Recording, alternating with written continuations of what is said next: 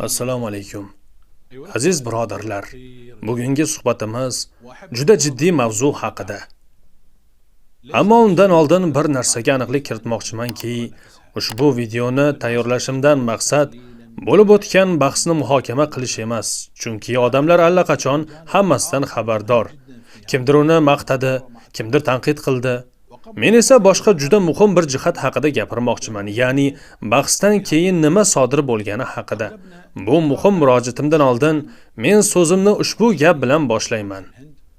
Ko'pchiligimiz Hindistonda bo'lib o'tgan mashhur bahs haqidagi turli e'lonlarni kuzatdik.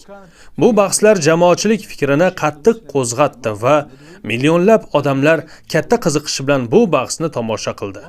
Bahslar musulmon shayx Shamoil an-Nadvi va Hindistondagi eng mashhur ateistlardan biri bo'lgan Javid Akhtar o'rtasida bo'lib o'tdi. Javid Akhtar oddiy kichik shaxs emas.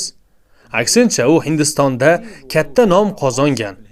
Kino san'ati yangilanishining asosiy shaxslardan biri sifatida tanilgan va katta ommaviy hamda madaniy ta'siriga ega shaxs. Hayratlanarli joyi shundaki, Javid Akhtar musulmon oilasida tug'ilgan. Uning bobosi diniy olim bo'lgan. U ham musulmon sifatida ulg'aygan. Menga ma'lum bo'lishicha, hayotining boshida u diniy fanlarni o'rgangan, lekin oxir-oqibat ateistga aylangan. Bu shaxs shunchalik mashhurki, Hindistonning butun mamlakati uni biladi. Chunki u san'at sohasiga kirib, Hindistondagi eng mashhur filmlarning ssenariylarini yozgan. Shuning uchun Shayx Shamoilning bu odamni bahs stoliga o'tirishga rozi qilganining o'zi bu katta yutuq va ulkan g'alaba hisoblanadi. Bunday odamni bahslarga jalb qilish va shayx uning yonida bo'lishi bu ham alohida g'alaba. Bahs ishtirokchilari kuchli yoki zaifligini shunchaki baholab bo'lmaydi, chunki kuch va zaiflik nisbiy tushunchalardir.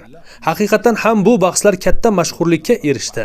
Millionlab tomoshabinlar tomosha qildi va Hindistonning san'at, ommaviy axborot va intellektual olamida mashhur shaxs bo'lgan Javid Akhtarning bu bahsda qiyinchilikka tushgani bu bahslarga alohida qiymat berdi. Men shu nuqtani yoritib berishni xohlardim, chunki bunday shaxs ustidan g'alaba qozonish oddiy ateist yoki jurnalist yoki maqolalar yozuvchi ustidan g'alaba qozonish bilan bir xil bo'lmaydi. Yo'q, umuman bir xil emas. U juda katta shaxs bo'lib, jiddiy maqomga ega. Siz uning intervyulari va Hindistonning yirik shaxslari bilan tushgan fotosuratlarini ko'rishingiz mumkin. Subhanalloh, shunday bo'lishi Allohning irodasi. Alloh subhanahu va taolo istadiki, bu bahslar keng e'tiborga ega bo'ldi. Ularni katta internet platformalarida namoyish qilishdi va millionlab odamlar tomosha qildi. Alhamdulillah. Hindistondagi ateistlarning o'zlari tan olganidek, bu bahs musulmonlar uchun aniq g'alaba bilan yakunlandi. Buning uchun faqatgina ushbu videoning izohlariga qarash kifoya. Har qanday mu'minning yuragi shodlanadi.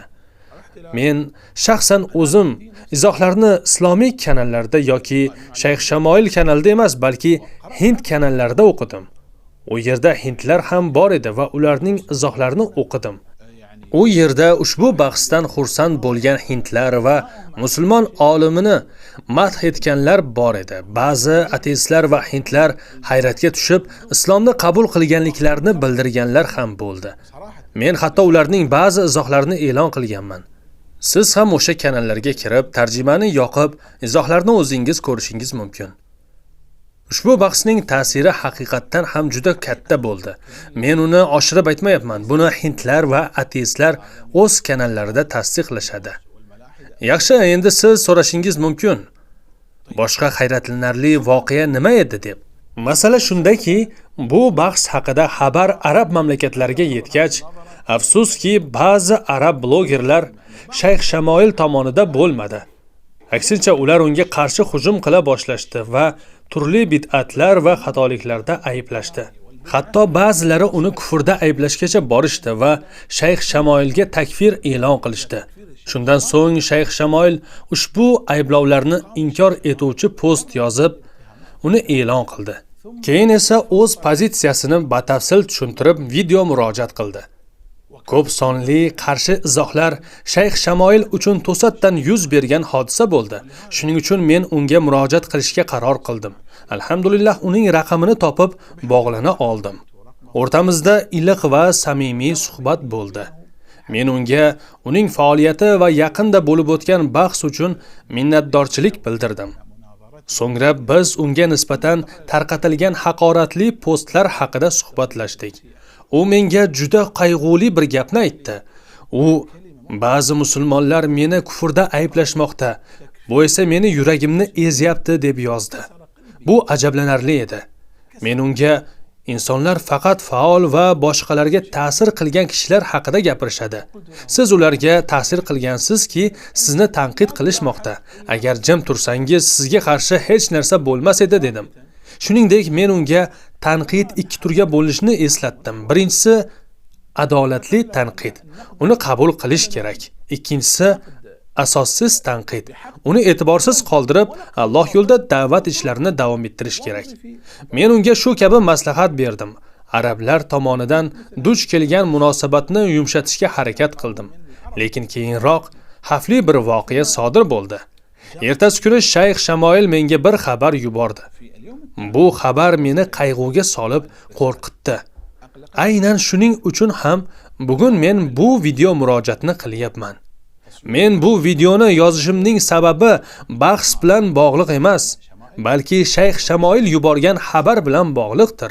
U xabarida Hindiston ommaviy axborot vositalari menga qarshi norozilik ishlarini boshladi va ular meni hibsga olinishimni maqsad qilmoqda. Iltimos men uchun duo qiling deb yozdi.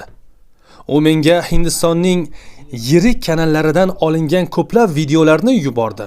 Unda ommaviy axborot vositalari Shayx Shamoilga qarshi keskin tanqidlar bildirgan va jiddiy ayblovlar qo'ygan edi. Men ba'zi videolarni tomosha qila boshladim va tushundimki, bu oddiy tanqid emas, balki uning da'vat faoliyatiga qarshi uyushtirilgan maqsadli harakatlar edi. Maqsad uning Alloh yo'lida da'vat qilish faoliyatini to'xtatish, hatto hibsga olish va qamoqqa olish orqali uni siquvda ushlash edi. Men o'zimga shunday savol berdim. Qanday qilib ba'zi musulmonlar shu holatga keldiki, ular o'z musulmon birodari Shayx Shamoilga qarshi ateistlar va hindlar bilan bir safda turibdi. Bu bechora shayx o'z vatani Hindistonda ta'qibga uchradi. Unga tahdidlar qilinmoqda va unga qarshi kurashishmoqda va bizdan yordam va qo'llab-quvvatlash olish o'rniga tanqid va kufrda ayblash bilan qarshi olinmoqda. Bular musulmonlar tomonidan qilinmoqda. Salaflar manhaji shiori ostida uyushtirilmoqda. Ammo bu bilan payg'ambarimiz Muhammad sallallohu alayhi va sallamning so'zlariga bepisandlik qilinmoqda. Musulmonning birodaridir. U unga zulm qilmaydi, yordamsiz tashlab qo'ymaydi, unga xiyonat qilmaydi. Musulmonning birodaridir. Bu yerda men bu so'zlarim bilan Shayx Shamoilni ideal shaxs demoqchi emasman albatta. Men uni faqatgina yaqinda bo'lib o'tgan bahsdan keyin tanib oldim. Shunga qaramay aslida musulmon aybsiz hisoblanadi va biz bu haqda yaxshi gumonda bo'lishimiz kerak. Ayniqsa agar u islom chegaralarini qo'riqlayotgan, islomni himoya qilayotgan va dinsizlarga raddiya berayotgan bo'lsa, aynan uning sababli ko'plab odamlar ommaviy ravishda islomni qabul qila boshladi. Ba'zilar esa hech bo'lmaganda islom haqida jiddiy o'ylab ko'ra boshladi.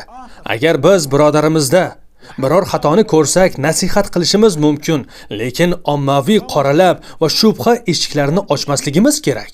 Birodaringiz xato qilsa, unda u bilan bog'laning, u bilan gaplashing, qo'ng'iroq qiling, nasihat qiling, lekin ijtimoiy tarmoqlarda go'yoki mushaklaringizni ko'rsatib o'zingizni ko'z-ko'z qilib yaxshi gumon qilish o'rniga yomon shubhalar tarqatmang. Omma oldida qoralash islomiy uslubmi? Bu musulmonning ishimi? Musulmonga to'g'ri keladimi bu ishlar? Odamlar bilan muloqotni, ularning e'tiqodini taftish qilishdan boshlaysizmi? Aqidangizni tushuntiring, e'tiqodingizni bayon qiling deb xuddi xavorijlar uslubida so'roq qilib, keyin esa o'zlarini salafiy deb da'vo qiladiganlardanmisiz?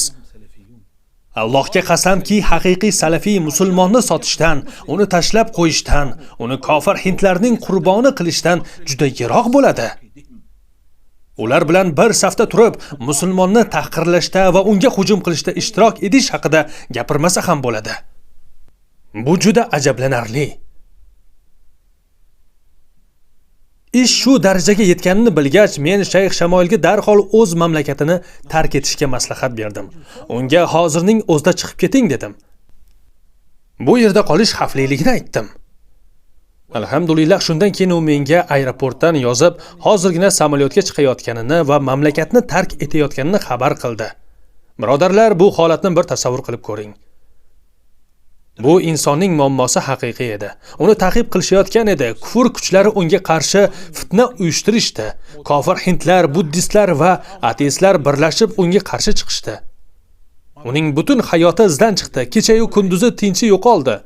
U oilasi va uyini tashlab o'z mamlakatini tark etishga majbur bo'ldi va aynan mana shu og'ir sinov paytida ayrim odamlar topildiki, ular faqat unga hujum qilish, uni qoralash va hindlar bilan dinsizlar qila olmagan ishni qilish bilan band bo'lishdi.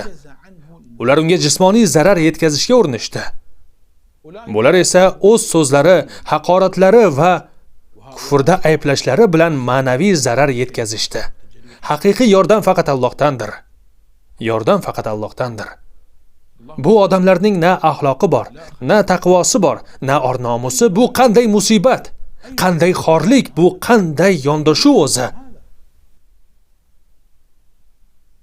Xullas, ertasi kuni shayx boshqa bir davlatga yetib borganini bilgach, biroz tinchlandim. Men undan hol-ahvol so'radim. U esa ahvol og'ir ekanini aytdi. Uni hibsga olish uchun order berilishi, vataniga ekstraditsiya qilishlari va u yerda hibsga olib qamoqqa tashilishlari ehtimoli bor ekan. U suhbatni mana bu so'zlar bilan yakunladi.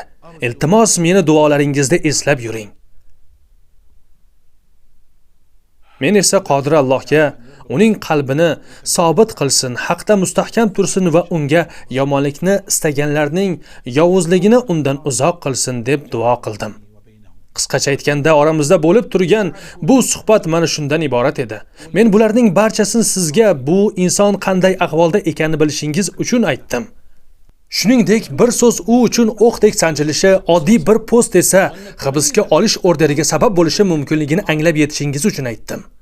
Tasavvur qiling, agar Shayx Shamoilga qarshi uyushib ish boshlagan bu dinsizlar va hindlar uni obro'sizlantirish va kufrda ayblashga qaratilgan son sanoqsiz postlar va tweetlarni yig'ib olsalar, ularni turli akkauntlar va saytlar orqali jamlab shayxning o'ziga, uning shogirdlari, talabalariga va o'z mamlakatidagi muassasalariga qarshi ishlatsalar nima bo'ladi?